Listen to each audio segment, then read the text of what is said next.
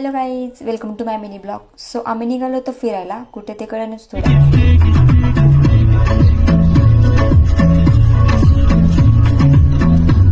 इकडे स्नॅपवर स्नॅप काढत होते आणि आम्हाला खूप भूक लागली होती. सकाळपासून काहीच खाल्लं नव्हतं म्हणून आम्ही मस्तपैकी गरम गरम वडापाव खाल्ला. तसंच पावसाच्या वातावरणात गाणी ऐकत ऐकत पुढे निघालो. मग आम्ही पोचलो लोणावळ्यामध्ये. ह्या लोकेशनला खूप मस्त वातावरण झालं होतं.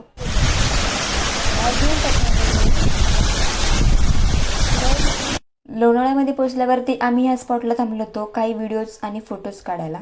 हा शुभम तिकडे दिदी आणि जिजू होते, फोटोज काढत होते. त्यानंतर ना एक गाय भेटली होती इथं. मी तिला हात लावत होते. शेवटी प्राणीप्रेमी म्हणल्यावरती एवढं तर होणारच. परत एका लोकेशनला थांबलो होतो. तिथे खूप मोठा वॉटरफॉल होता. पाण्याचा प्रेशर खूप होता म्हणून भीती वाटत होती. म्हणून आमचे जिजू कसले ऐकतायत. इथं 2-3 मुली भेटल्या होत्या. त्या मासे पकडत होत्या. त्यांनी हा मासा पकडला होता पाण्यातनं. परत थोड्या वेळाने आम्ही नाश्ता केला. मस्तपैकी नाश्ता करून झाल्यावरती आम्हाला एक क्यूट 2 डॉग भेटले होते, जे की खूप प्रेमळ होते. माझ्यापाशी ते लगेच आले. मग आम्ही पोचलो मुळशीमध्ये ह्या स्पॉटला.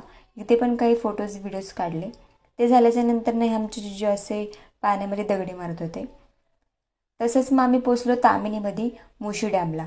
हा तिथला व्ह्यू एकदम भारी वाटत होतं. खूप भारी वाटत होतं. पाऊस वगैरे खूप होता म्हणून आमच्या कपलला भिजायचं होतं म्हणून आमचं कपल भिजत होतं. बघा ना किती रोमॅन्टिक वातावरण झालं होतं. तसंच आमचं सगळं झाल्यावरती मग आम्ही पुढच्या स्पॉटला निघालो. आम्ही पुढच्या स्पॉटला गेल्यावरती मस्तपैकी थोडंसं खाल्लं, चहा वगैरे पिला असल्या भारी वातावरणामध्ये. मग आमचं खाऊन झाल्याच्या नंतर ना मग आम्ही न थांबता पुढे जायला निघालो. हा आहे तामिनीतला सावळ्या घाट. हे दृश्य किती भारी आहे दिसतंय तुम्हाला. एवढं भारी वाटलं ना, खूप भारी वाटत होतं. पण जावं कधीतरी, खूप भारी आहे. तसंच आम्ही घरी जायला निघालो तर आमची गाडी बंद पडली. पण आम्हाला 2-3 लोकांनी हेल्प केली. मग आमचं जेवण झालं रात्रीचं. जेवण झाल्याच्या नंतर मग आम्ही घरी जायला निघालो.